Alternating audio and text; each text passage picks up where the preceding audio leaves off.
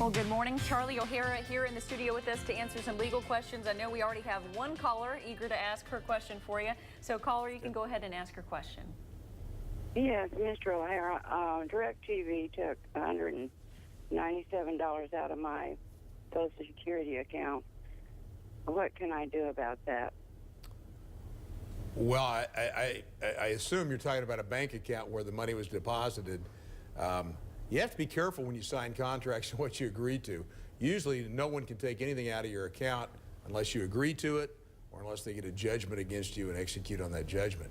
I'm sure DirecTV hasn't probably gone to that extreme, but you probably signed something that allows them to take money out of your account or somehow gave them a debit card number or something to pay your money.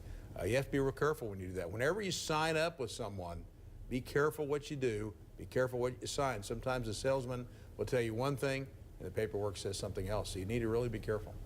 Yeah, I've ran into that problem a couple times too. I mean, if you have any questions, is that something you can consult a lawyer with? If you have a contract or maybe a document that somebody wants you to sign and you're just unsure, and make sure you actually know what's in there, what would you advise for that? Well, yeah, I think you can. I mean, we all have a tendency where trying to get something done, buy something, it's just a bunch of paperwork, we think it's all okay, somebody explains it overall to us. It's not always true. You need to be careful. So attorneys do exist for good reasons. People don't always believe that, but we do exist for good reasons. And if you have some questions, it doesn't ever hurt to get to an attorney. A lot of them will just answer the questions over the phone for free. So it's never a bad idea to consult an attorney. Now, we've been talking, just to switch gears a little bit, we've been talking about the elections all morning. Of course, primary took place yesterday.